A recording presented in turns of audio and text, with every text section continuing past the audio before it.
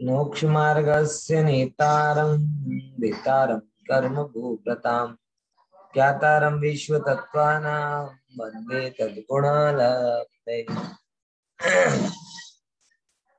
तत्वार सूत्र में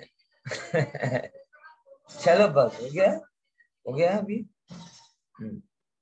चलो एक साखी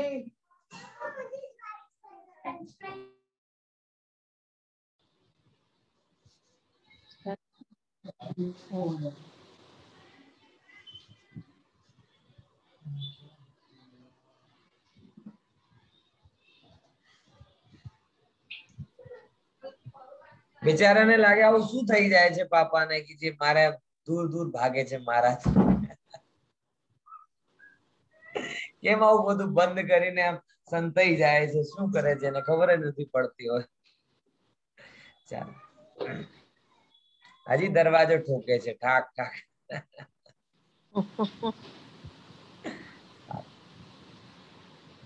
तत्वार सूत्र में अपन बात करते करते यहाँ तक आए हैं कि परिग्रह कितने प्रकार के होते हैं बराबर।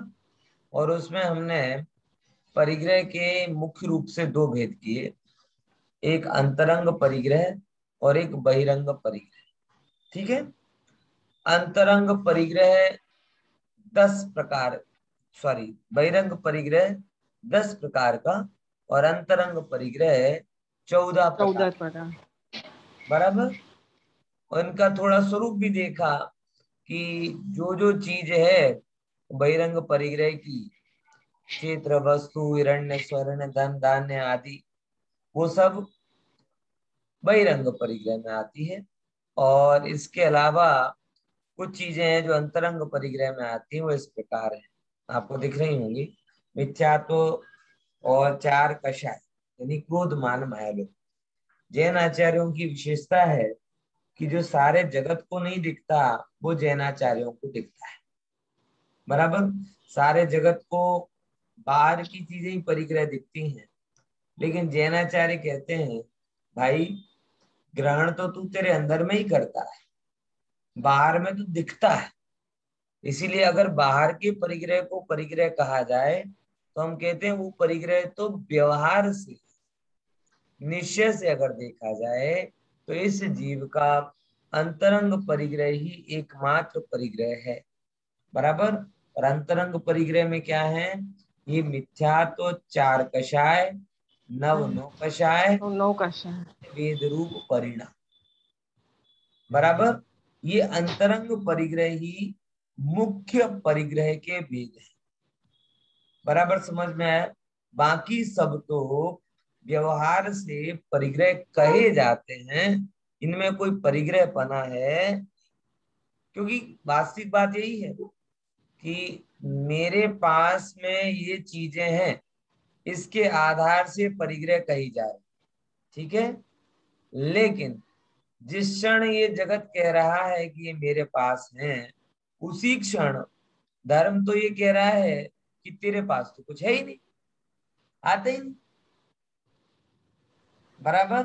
अंतर इतना है, देखो समझ लो, जैसे ट्रेन में आप जा रहे हो, ट्रेन में, और जिस जगह पर आप बैठे हो उसी सीट पर दूसरा व्यक्ति भी बैठा है और उसके पास में बहुत सोना चांदी है।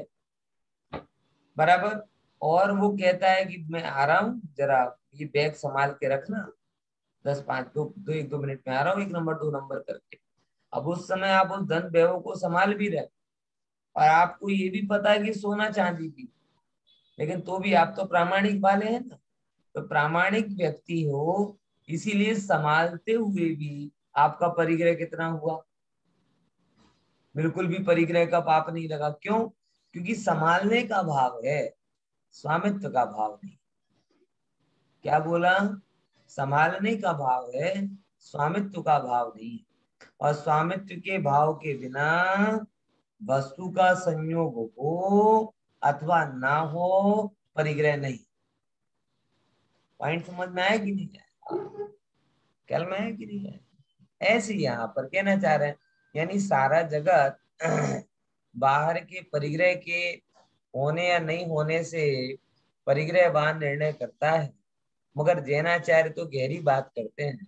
वो ये कहते हैं कि वास्तव में बाहर का परिग्रह तो परिग्रह है ही नहीं। जो भी परिग्रह है वो तो भीतरी ही है। समझ में आया कि नहीं आया? वो भीतरी परिग्रह ही है।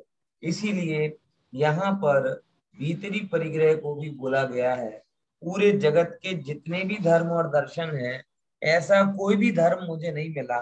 देखो, परिग्रह को सबने माना, लेकिन मिथ्यात्वी परिग्रह है, बोधवी परिग्रह है, मानवी परिग्रह है, ये किसी ने नहीं माना। ये यूनिक का है, मात्र जैन धर्म की विशेषता है। कार्ल मार्क्स भी पैसे को परिग्रह बोलता है। योग दर्शन सब लोग परिग्रह को बोलते हैं, पैसे को।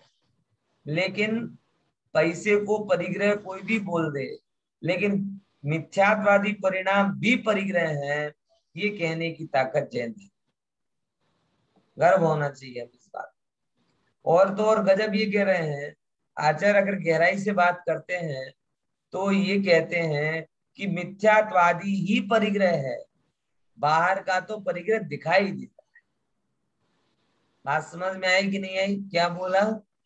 मिथ्यात्वादी ही परिग्रह है, बाहर का परिग्रह तो दिखाई देता है। देखो, जगत में सबसे बड़े परिग्रहवान कौन है? बताओ, सबसे ज्यादा परिग्रह किसके पास है? पता है आप? है? अगर स्वामित्व के एंगल से परिग्रह को, मतलब संयोग के सर एंगल से अरहत परिग्रह को, भगवान। हाँ, कि जगत की श्रेष्ठ विभूति जो परिग्रह का सबसे बड़ा चिन्ह बन सकती है, ऐसा समो शरण किनके पास है? अरंत के पास। लेकिन वो रंच मात्र भी परिग्रह वाले नहीं। बाकी फिर अगर और गहराई से देखो तो सौदर को परिग्रह वाला कहा जाता है। और गहराई से देखो, इस पर्याय के हिसाब से देखा जाए तो चक्रवर्ती को परिग्रह वाला कहा जाता है, मनुष्य पर्याय के हिसाब से। यानी मनुष्य में सबसे ज्यादा परिग्रह वाला कौन? चक्रवर्ती। अब देखो, हम सामान्यतः ये कहते हैं कि चक्रवर्ती परिग्रह के कारण नरक में गया, बराबर। तो परिग्रह छोड़ने के कारण फिर सबकी एक सी दशा हो जानी चाहिए। आई बात की नहीं? क्या कहना चाह रहा हूं? अगर हम ये कहें कि परिग्रह के कारण चक्रवर्ती नरक में गया, तो परिग्रह छोड़ने के कारण सब मोक्ष चले जाने चाहिए ना। जबकि ऐसा नहीं हुआ। सारे चक्रवर्ती मोक्ष नहीं गए, कुछ चक्रवर्ती मोक्ष गए। दो चक्रवर्ती जो परिग्रह के साथ में मरे वो नरक में गए, और कुछ चक्रवर्ती जो स्वर्ग में भी गए। पॉइंट समझ में आया कि नहीं है? तो तीनों हो रहे हैं। तो एक्चुअल में परिग्रह के कारण नरक में जा रहे हैं, तो परिग्रह छोड़ने के कारण मुक्ति में चले जाने चाहिए। लेकिन मुक्ति में नहीं गए, इससे सिद्ध होता है कि मात्र परिग्रह के कारण नरक में नहीं जा रहे, बल्कि परिग्रह के भाव के कारण नरक में जा रहे। वो भाव छूटा नहीं, इसीलिए बाहर से छूटा नहीं। पॉइंट समझ में आया? और अगर भाव छूट जाता तो बाहर से भी छूट जाता है। यानी बांधने वाला कौन है? बाहर का परिग्रह कि भीतरी परिग्रह है? भीतरी परिग्रह। और इसीलिए परिग्रह छोड़ने के बाद में भी जिनका जितने अंशों में अंतरंग परिग्रह छूट गया, यानी कुछ जो मोक्षगामी परिग्रह जो है, शांतिनाथ भगवान, पृथ्वीनाथ भगवान, हरेनाथ भगवान, भरत चक्रवर्ती, ऐसे जो चक्रवर्ती हैं, जो इन्होंने का अंतरंग परिग्रह कंप्लीटली छूट गया, वो मोक्ष में चले गए। और जिनका कंप्लीटली नहीं छूट पाया और पर्याय छूट गई, वो कहां पर हैं? वो अभिदेव गति में है। यानी मूलभूत कारण कौन है? बोले मूलभूत कारण बाहर का परिग्रह नहीं है, मूलभूत कारण भीतरी परिग्रह है।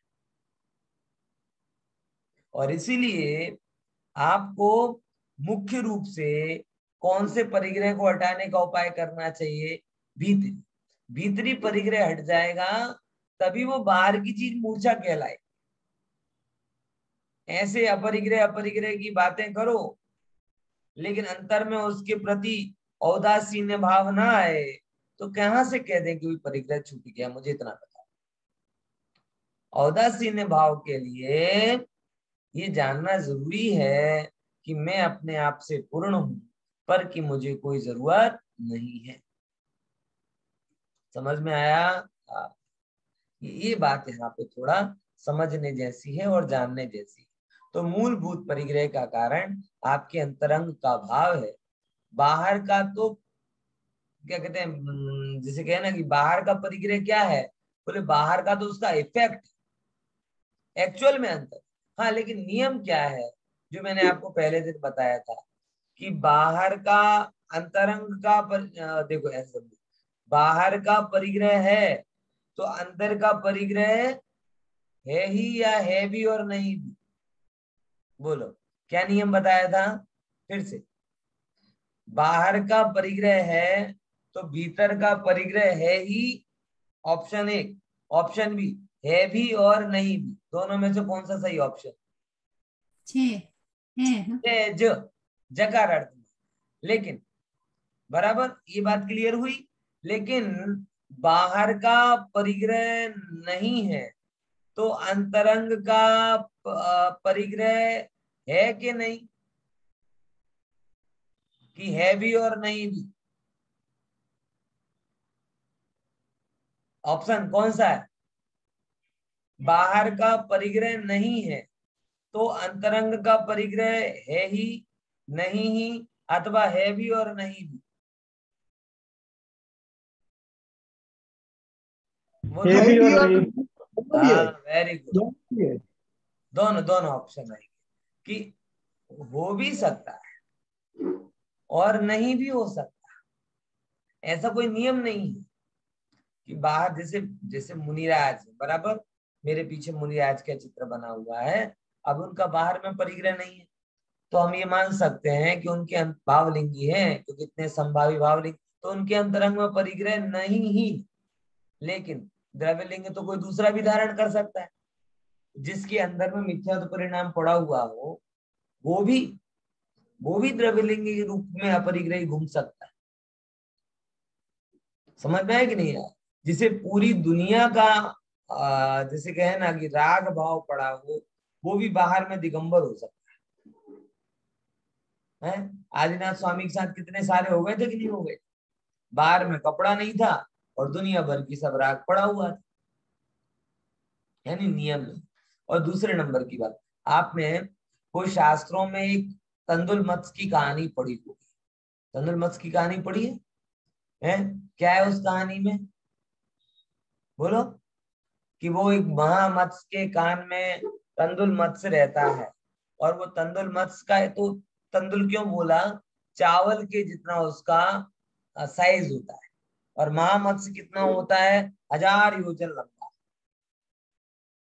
बराबर। अब इतना बड़ा मत्स्य के कान में वो तंदुल मत्स्य रहता है। अब वो 1000 योजन लंबा मत्स्य जब मुंह खोलता है तो कितनी जलचर जीव उसके मुंह में आते हैं, कितने बाहर निकल जाते हैं।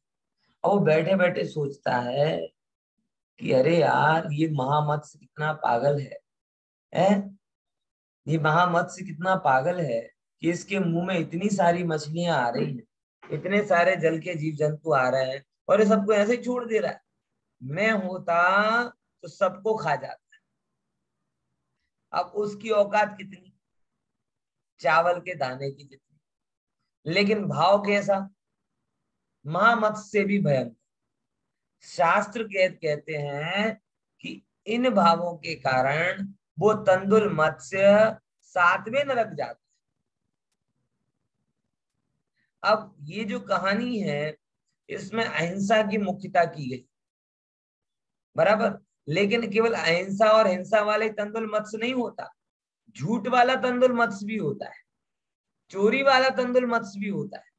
बहुत सारे ऑफिसर ईमानदार होते हैं ना, तो उनको दूसरे लोग कहते हैं, अरे તમે શું સાહેબ આટલી મોટી પોસ્ટ ઉપર રહીને પણ આમ, તમારી જગ્યા હું હોત ના તો અત્યારે જૂની અલ્ટોમાં ના ફરતો હોત, મસ્ત ઓડી હોત ના આમ ના તેમ। એટલે उनके अब ये सरकारी पगार से तो होता नहीं, बराबर। लेकिन वो क्यों नहीं करना चाहे, वो ये कहते कि तुम्हें मिला है, तुम कर नहीं पा रहे, चोरी, भ्रष्टाचार, करप्शन। हमें अगर मौका मिलता तो हम भी क्या कर जाते, क्या से क्या कर जाते। यानी वो तंदुल मत्स्य चोरी में भी घटित होता है, कुशील में भी घटित होता है कि कोई व्यक्ति रूपवान हो, धनवान हो, वैभववान हो। मैंने बहुत देखा है। तो और अगर शील सात्विक आचरण करे ना तो उसके ही कुछ मित्र कहे, अरे तू आटली सरस पर्सनालिटी छे, पैसा छे ने आम कई करतो નથી, હું हो तारी जग्या तो अब तो मैं बहुत कुछ छिपाऊं। ये क्या बता रहा है कि ये बता रहा है कि अभिप्राय में कितना तंदुल मत्स्य बैठा हुआ, कारण कुछ भी नहीं रहा, काला कलूटा हिडिंब के जैसा है, बटका ठीक ना, तमाम विकार पड़े हुए जिसके कारण कोई उपयुक्त पात्र मिलता ही नहीं है। लेकिन अभिप्राय में इतना भरा पड़ा हुआ है कि तारी जगह हूं हो तो आम करत तेम करत फलानु ढीकनु कुछ। अब वो कर कुछ नहीं रहा, लेकिन अनंत अनंत अनंत अनंत पर स्त्री और पर पुरुष को भोगने का पाप कर रहा है। ये जैन धर्म की बारीकी है। ऐसे ही परिग्रह में भी तंदुल मत्स्य वाली बात आई कि बहुत सारे व्यक्ति जिनके पास साधन सीमित होते हैं लेकिन इच्छा असीमित होती, वो सब तंदुल मत्स्य की भांति, जो अंदर में इच्छा में अरे पैसा आ जाएगा तो ऐसा करेंगे, पैसा आ जाएगा तो ऐसा करेंगे, ऐसा करेंगे, और दूसरों को देख दे, तुम कैसे हो, पैसा होकर भी घूमने नहीं जाते, पैसा होकर के भी होटल में नहीं खाते, पैसा होकर के भी ये नहीं करते, मेरे पास अगर ये पैसा, ऐसे कपड़े पहनता, ऐसे रहता, वैसे करता। मतलब वो कौन से जीव हैं, वो परिग्रह के तंदुल मत्स्य। तो जो कहानी है वो कहानी अहिंसा और हिंसा के पॉइंट ऑफ व्यू से लिखी है शास्त्रों में, बराबर। लेकिन उसमें तो एक एंगल प्रस्तुत किया द्रव्य का और भाव का, जो कि पांचों के पांच पापों में एक जैसा एप्लीकेबल है। और हम लोगों ने अहिंसा और हिंसा के कॉन्सेप्ट में तो इसे समझ लिया, लेकिन बाकी के पापों में हम लगाना भूल जाते हैं, बराबर। और बहुत सारे पापों के वो हम उसी रूप में कंटिन्यूअस करते जाते हैं, जैसे कोई तंदुल मत्स्य हिंसा का पाप करता है। ये भाई जैन धर्म है, यहाँ द्रव्य की उतनी वैल्यू है ही नहीं। द्रव्य की वैल्यू केवल इतनी है कि द्रव्य ये बताता है कि अंदर में भाव के बिना द्रव्य की क्रिया होती नहीं। द्रव्य की इतनी वैल्यू है, ध्यान रखना। द्रव्य के परिग्रह से पाप नहीं होता, यहां तक द्रव्य की क्रिया के भोगने से भी पाप नहीं होता। जो भी, अगर शरीर के करने से पाप हो तो फल शरीर को मिले। फल किसको मिलता है मुझे बता, फल शरीर को मिलता है कि आत्मा को मिलता है? क्योंकि जिस शरीर से पाप करते हो वो शरीर तो चूक जाता है। यानी ये तो कुदरत इतना बड़ा अन्याय नहीं कर सकती कि शरीर करे और आत्मा को फल भोगना है। ऐसा अन्याय कुदरत और कर्म कर सकते हैं क्या? ना तो ऐसा अन्याय कुदरत करती है, ना ऐसा अन्याय कर्म करता है। तो अगर आत्मा को कर्म का फल भोगना है तो पाप भी किसने किए? आत्मा ने ही किए। शरीर के पापों का फल आत्मा नहीं भोगता। शरीर के पाप केवल इतना बताते हैं कि इनमें कहीं ना कहीं यह आत्मा इन्वॉल्व है, क्योंकि आत्मा की प्रेरणा के बिना ये शरीर का कोई भी कार्य नहीं होगा। तो आत्मा को जो फल भोगने को मिलता है वो उसके प्रमाद परिणाम का मिलता है, ना कि शरीर। पॉइंट समझ में आए कि नहीं? आत्मा को जो परिग्रह का भोगने का फल मिल रहा है वो पैसे के संयोग के कारण नहीं मिल रहा, बल्कि पैसे के स्वामित्व के कारण।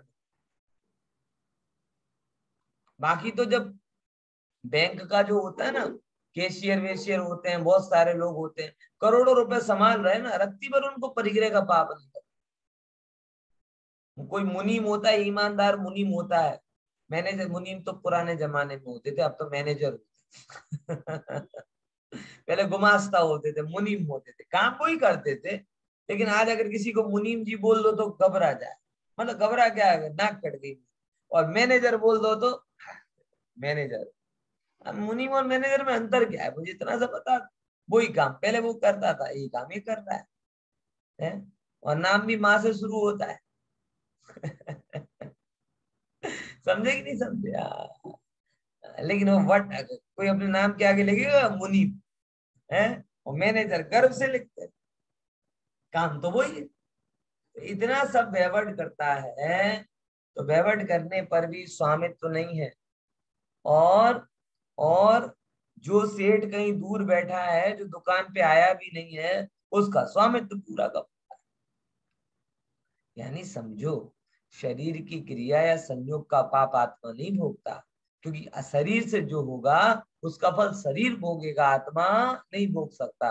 और सब पापों का फल आत्मा भोगता है। इससे सिद्ध होता है कि शरीर ने पाप किए ही नहीं। तो शरीर के जो पाप दिखाई दे रहे हैं वो क्या बताते हैं? ये केवल इतना बताते हैं कि उन पापों के साथ ये आत्मा इन्वॉल्व। उन पापों के साथ कौन इन्वॉल्व है? तो तुम्हें जो भी फल मिला है वो आपके ही भावों का मिला है। इसलिए भाव धर्म ही सच्चा धर्म है। ख्याल में है कि नहीं है? चल आगे अपन थोड़ा देखते हैं। आगे इसको बढ़ाते हुए अगली स्लाइड पे चलते हैं। हाँ बोलिए हितेन भाई। सर, अंतरंग में चार कषाय है तो हम्म। सम्यक दर्शन की प्राप्ति हो सकती है क्या? नहीं नहीं, कैसे होगी? चार की चार हो तब नहीं, चार में से एक जाएगी तब सम्यक दर्शन। देखो, मिथ्यात्व और अनंतानुबंधी एक साथ जाते, कैसे जाते हैं? मिथ्यात्व कषाय, मिथ्यात्व और अनंतानुबंधी, ये दोनों कैसे जाते हैं? एक साथ जाते हैं। तो सम्यक दर्शन कब होगा?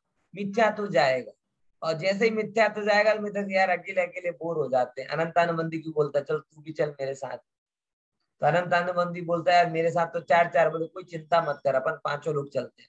अब ये जगह अपने रहने लायक नहीं रही। समझे कि नहीं समझे? तो मिथ्यात्व अकेला नहीं जाता, उसके साथ अनंतानुबंधी भी जाता है। तो ऑटोमेटिकली सिद्ध हो गया ना कि सम्यक दर्शन कब होगा? जब मिथ्यात्व और अनंतानुबंधी कषाय जाएंगे, अनंतानुबंधी क्रोध, अनंतानुबंधी मान, माया लोग जाएंगे, तब सम्यक दर्शन हो जाएगा। तो उनके साथ नहीं हो सकता, उनके अभाव में ही होगा। जैसे दिन और रात एक साथ नहीं हो सकते ना, ऐसे ही अनंतानुबंधी और सम्यक दर्शन एक साथ में नहीं हो सकते। क्लियर? हाँ, बराबर। चलो अगला अपन देखते हैं स्लाइड में, आगे चलते हैं। ये रही मूर्छा। इस शब्द से अंतरंग परिग्रह का ग्रहण होता है। अतः बाह्य पदार्थों को परिग्रहत्व એટલે परिग्रहपना प्राप्त नहीं हो पाएगा। है देखो यहाँ पे क्या कह रहे हैं, मूर्छा से क्या पता चल रहा है? कि मूर्छा से ये बता रहे हैं कि बाह्य पदार्थों को परिग्रहत्व मतलब परिग्रहपना नहीं पा पाएगा। तो क्या कहते हैं, देखो, अभ्यंतर परिग्रह का ग्रहण करने पर अभ्यंतर परिग्रह के कारणभूत गौण रूप से बाह्य परिग्रह का ग्रहण तो हो ही जाता है। क्या बोला? फिर से, अभ्यंतर परिग्रह का ग्रहण करने पर अभ्यंतर परिग्रह के कार्य रूप होना चाहिए। एक्चुअली यहाँ पे कारण रूप लिखा है ना, कार्य रूप होना चाहिए कि अभ्यंतर परिग्रह कारण है और बहिरंग परिग्रह कार्य। समझ में आया? बहिरंग के कारण अंतरंग नहीं हुआ, अंतरंग में इच्छा हुई, इसके कारण बहिरंग का परिग्रह हुआ। इतना अंतर समझ, ख्याल में है कि नहीं क्या कहना चाह रहा हूं? अंतरंग परिग्रह कारण होता। आप मुझे बताओ, मैं जैसे मुझे मोबाइल लेना है, बराबर। अब मुझे मोबाइल लेना है, तो लेने के पहले मुझे क्या होगा? लेने के पहले मुझे इसके प्रति राग भाव कि भाई मुझे मोबाइल लेना है, और इसके लिए पहले मेरे अंदर में इसका वस्तु बाद में आएगी, पहले क्या आएगा? राग। और राग ना हो तो फिर लेने की कोई जरूरत रहेगी क्या? समझे कि नहीं समझे? ख्याल में है ना? तो अभ्यंतर परिग्रह कारण है और बहिरंग परिग्रह क्या है? उसका कार्य। तो जब अभ्यंतर परिग्रह को परिग्रह में गिन दिया तो उसका इफेक्ट जहां दिखाई दे रहा है, ऐसा बहिरंग परिग्रह वो भी क्या हो जाता है? उसके अंदर शामिल हो। ख्याल में आया कि नहीं आया? समझे कि नहीं समझे? हमेशा वो तो आ ही जाएगा साथ, छाया की बात ही आ जाएगा, क्योंकि उसके कारण होने पर बाहर का कार्य हो रहा है, तो वो ऑटोमेटिकली उसके साथ में वो चीज आ जाती। क्लियर? और जब आप धर्म को हमेशा है ना, कभी भी मैं सबको बोलूंगा, धर्म को हमें समग्रता से समझना चाहिए, कंप्लीटली समझना चाहिए। धर्म के मात्र टुकड़े टुकड़ों में समझना ये धर्म का बहुत सही मूल्यांकन नहीं होता। धर्म को समझने के लिए हमें समग्र दृष्टिकोण होना चाहिए। और समग्र दृष्टिकोण का मतलब क्या होता है? कि आप कंप्लीटली वस्तु को समझें कि आत्मा क्या है, शरीर क्या है, सुख क्या है, दुख क्या है, फिर उसके बाद में सारी चीजें सहज घट, उनको घटाना नहीं पड़ता, वो घटती जाती। बात समझ में आ रही कि नहीं आ रही? बस यही बात है यहाँ पर मैं बताना चाह रहा हूँ भाई, एक अगर लिया है तो दूसरी भी आ ही जाएगी, उसमें कोई बड़ी बात नहीं। देखो आगे क्या कहते हैं यहाँ पे, यदि आत्मा में होने वाले राग द्वेष आदि परिणाम को परिग्रह कहते हो। देख कितना अच्छा क्रॉस क्वेश्चन किया कि होने वाले राग आदि परिणाम को आपने परिग्रह बोला ना, तो आत्मा में होने वाले दर्शन ज्ञान चरित्र को भी परिग्रह कह दो ना। है क्या जाता है? वही उसी जगह पर राग है, उसी जगह पर ज्ञान है। तो राग को अगर आपने परिग्रह के अंदर गिन लिया तो ज्ञान को भी गिन लो ना, क्योंकि राग को भी हम व्यवहार कहते हैं और गुणभेद को भी व्यवहार कहते हैं। सात्विक गाथा तो है ही ना समय सारी कि व्यवहार थी चरित्र दर्शन ज्ञान छे। तो राग को भी हम व्यवहार कह रहे हैं और गुणभेद को भी व्यवहार कह रहे हैं, तो फिर दोनों व्यवहार हो गए, तो उसको गिन लो। क्या कहना है? ज्ञान को परिग्रह गिन ले क्या? वो तो हશે पंडित जी, ज्ञान तो मारो छे तो राग कोणो छे? ज्ञान तो माराમાં થાય તો રાગ ક્યાં થાય?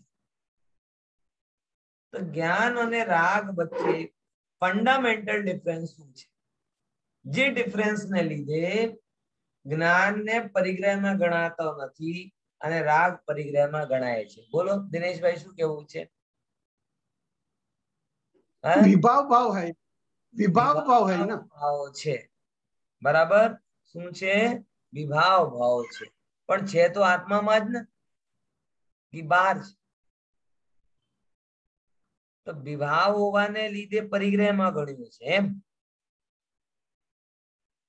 ગુણ છે, ગુણ છે, ગુણ છે એટલે આ ગુણ નથી, રાગ પર્યાય છે. મુદ્દા એ છે જ્ઞાન ગુણ પણ છે ને, હા જ્ઞાન ગુણ પણ છે ને, જ્ઞાન ગુણ છે અને રાગ પર્યાય છે. હવે એમાં એ સમજવાનું આપણે એક પરિગ્રહની પરિભાષામાં શું કીધું હતું કે જે ગ્રહણ કરવામાં આવે, તો જ્ઞાનને ગ્રહણ કરવામાં નથી આવતું. જ્ઞાન છે અને રાગ થાય છે. જ્ઞાન થાય છે એમ નથી, જ્ઞાન છે, હયાત છે, પણ રાગ થાય છે. તો જે થાય છે એટલે પરમાનન્ટ નથી, અને પરમાનન્ટ નથી એટલા માટે સ્વભાવ નથી, સ્વભાવ નથી એટલા માટે પરિગ્રહ છે. એક એંગલ થી એને પરિગ્રહ કહેવા. જે વિભાવ છે એ બધા શું છે? परिग्रह છે. બહુ સરસ. હવે જો એનો ખુલાસો કરે છે कि इस सूत्र में प्रमत्त योग शब्द की अनुवृत्ति लेना है. प्रमत्त अनुवृत्ति मतलब क्या होता है पता है? अनुवृत्ति है? कोई बताएगा अनुवृत्ति किसे कहते हैं? તમને આગે લખતી વખતે આમ કયું છે એની કનેક્શન કરવાનું. શું? આગળ કયું એની જોડે કનેક્શન કરવાનું. Yes yes yes, very good. Extender wire હોય ને, વાયર એક્સટેન્ડર કહીએ ને એને. હે શું કરે કે તમે અહીંયા તો કનેક્શન છે પણ બીજી જગ્યા લઈ જવાનું હોય તો તમે શું કરો છો? એક પેલો આવે ને આમ ગોલ ગોલ ગોલ ગોલ, ભાઈ અહીંયાથી કનેક્શન એને ત્યાં સુધી લઈ જાવ. ભાઈ જે એક્સટેન્ડર છે ને એ જ અનુવૃત્તિ છે. એટલે પ્રમત્ત યોગાત પહેલા સૂત્રમાં કહીને આવ્યા છે. બોલે કે ના ત્યાં સુધી નહીં સમજવાનું, એને એક્સટેન્ડ કરતા જવાનું. તો બીજા સૂત્રમાં પણ લગાડવાનું, આગળના સૂત્રમાં એમ કહેતા કહેતા પ્રમાદના યોગથી પર વસ્તુનો ગ્રહણ કરવાનો ભાવ એ પણ પરિગ્રહ છે. તો આ પ્રમત્ત યોગ શબ્દ છે, वो प्रमत्त योग शब्द एक्सटेंडेड છે, અનુવૃત્તિ છે. એટલે જે પહેલા કીધું તું એ આ સૂત્રમાં પણ તમને લગાડી લેવાનું. બરાબર? અનુવૃત્તિ લેના. इस એનાથી શું અર્થ નીકળે? તો એનાથી અર્થ નીકળે कि प्रमाद कसाय के संबंध से जो यह मेरा है ऐसा संकल्प बनता है उसे मूर्छा कहते. क्या शब्द बोला? पहले नंबर, अच्छे समझने लायक बात है. प्रमाद कषाय के संबंध से. प्रमाद और कषाय, जीव कषायों के कारण किसी के साथ में अपनापन करे. बराबर? क्रोध के कारण अपनापन करे. क्रोध में अपनापन होता कि नहीं होता? बताओ. है? क्रोध में अपनापन होता कि नहीं होता? क्रोध में भी अपनापन होता है. हम नहीं बोलते यह मेरा शत्रु है. आ શું છે?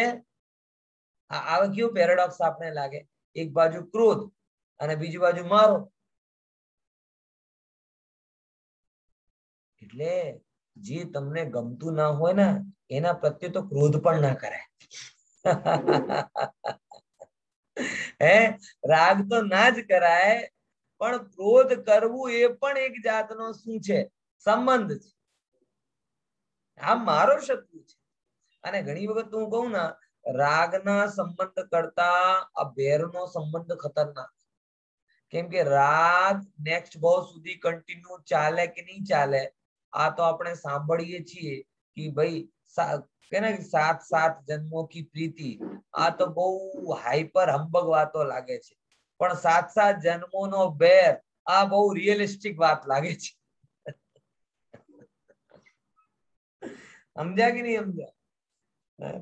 તમે કોઈની સાથે સામાન્ય રીતે જો આખી ઉંમર પસાર કરી દો તો જનરલી તમને નેક્સ્ટ ભાવમાં ઈચ્છા નહીં થાય, પણ કોઈની જોડે બેર સાથે રહો તો તમને જરૂર નેક્સ્ટ ભાવમાં એની ઈચ્છા થશે કે ના ના આ ભાવમાં મજા નહીં પડે, હવે નેક્સ્ટ ઓવર જોઈએ થોડું. એક જ વાર માર્યો છે એને બાર બાર મારવાનો બાકી. તો બોલો સંબંધ કોનો વધારે પ્રબળ છે? એટલા માટે તો આચાર્ય કહે છે દ્વેષ કરતા રાગ ભયંકર છે. હે, ક્રોધમાં પણ મારાપણું છે. આચાર્ય એટલા માટે કહે છે કે તમે ગંભીરતા સે વસ્તુને સમજો. એટલા માટે જ્યારે હું કહું કે કોઈ રાગ કરવા જેવો નથી ત્યારે ઓટોમેટિકલી આવી જાય કોઈ દ્વેષ કરવા જેવો નથી. અને જ્યારે કઈ કોઈની જોડે દ્વેષ કરવા જેવો નથી ત્યારે રાગ પણ કરવા જેવું નથી. કેમ કે કોઈ પણ વ્યક્તિ સાથે કોઈ પણ જાતનું તમે જો સંબંધ બિલ્ડ કરશો તો એ સંબંધનો ભુગતાન તમને ખબર નથી કેટલા ભાવ ધારણ કરીને કરવું પડશે. આ સહેલો નથી ભાઈ. એટલા માટે અહીં કીધું છે શું કે પ્રમાદ કે કષાયના યોગથી સંબંધથી જો આ મારો છે આવું સંકલ્પ બને છે. સંકલ્પ એટલે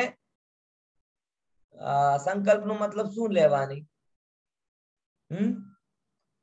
સંકલ્પનો સામાન્ય મતલબ આપણે શું લઈએ છીએ? યહી સંકલ્પ હમારા. આપણે કહીએ ને સંકલ્પ એટલે ડિસિઝન. अब मेरा संकल्प અહીં એ નથી લેવા.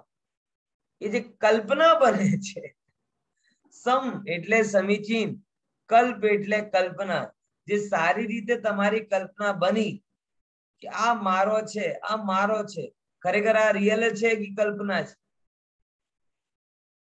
કોઈ મારો નથી, આ રિયાલિટી છે, અને બધું જ મારો છે, આ શું છે? કલ્પના છે. ખ્યાલમાં આવે છે કે નહીં? સમજાય કે નહીં સમજાય? તો આ જે સંકલ્પ બને છે ને એ કલ્પના બને છે. સંકલ્પ એટલે અહીં પહેલો સંકલ્પ નહીં લેવાનો, ડિસિઝન વાળો, પ્રતિજ્ઞા વાળો, એવો નહીં સંકલ્પ. અહીં સંકલ્પ નો મતલબ શું લેવાનું? આવી ભાવના મનમાં આવી જાય, કલ્પના મનમાં આવી જાય કે આ મારો છે, એને અહીં સંકલ્પ કહેવામાં આવ્યો છે. બરાબર ને? જે સમીચીન પ્રકારે સંકલ્પ બને છે એને મૂર્છા કહેવામાં આવે છે. પરંતુ જ્ઞાન, દર્શન, ચારિત્ર ગુણના સંબંધમાં કોઈને બેસુધી એટલે મોહ એને કશાય જાગતું નથી. કશાયને લીધે કલ્પના ઊભી થાય, પણ જ્ઞાન, દર્શન, ચારિત્ર આદિ ગુણોના બલથી તો એ મિથ્યા કલ્પનાનો અભાવ થાય છે. ખ્યાલમાં આવે છે કે નહીં? વિચાર. શું કીધું? મોહને લીધે મિથ્યા કલ્પના થાય, અને જ્ઞાનને લીધે શું થાય?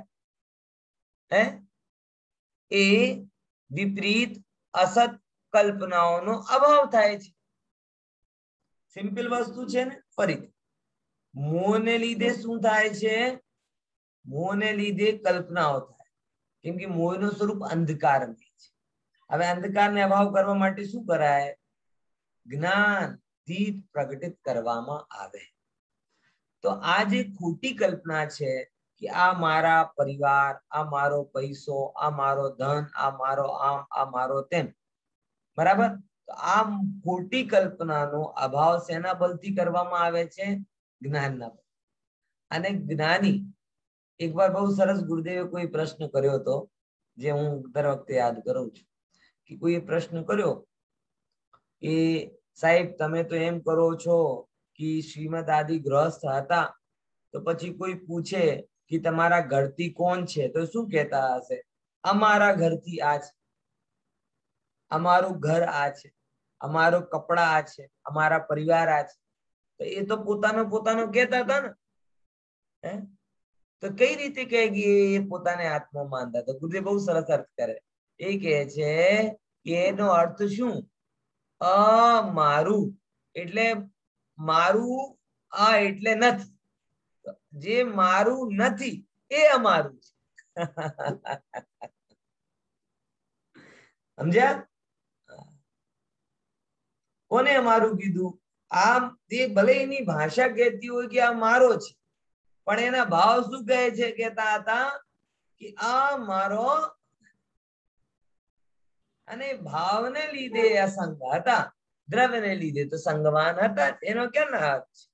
જો અહીં જ કહે છે कि ज्ञान दर्शन चारित्र गुण के संबंध में किसी को बेसुधी या मोह कषाय नहीं जगती. ज्ञान दर्शन થી કોઈને કશાય નથી થતો, मोह એનાથી કશાયનો અભાવ થાય છે. ज्ञानादि आत्मा का स्वभाव रूप है, इसके कारण ज्ञानादि भावों से परिग्रहपना नहीं माना गया. जो ज्ञान को भी परिग्रह मान लोगे तो क्या होगा? एकाद आपत्ति बोलो जल्दी. ज्ञान को परिग्रह मान लोगे तो क्या होगा? तो केवली अवस्था में ज्ञान नहीं होगा, तो केवल ज्ञान रहित केवली होंगे. कैसा लगेगा? क्योंकि परिग्रह था, और परिग्रह तो होगा तो अभाव हो जाता है. तो अगर ज्ञान को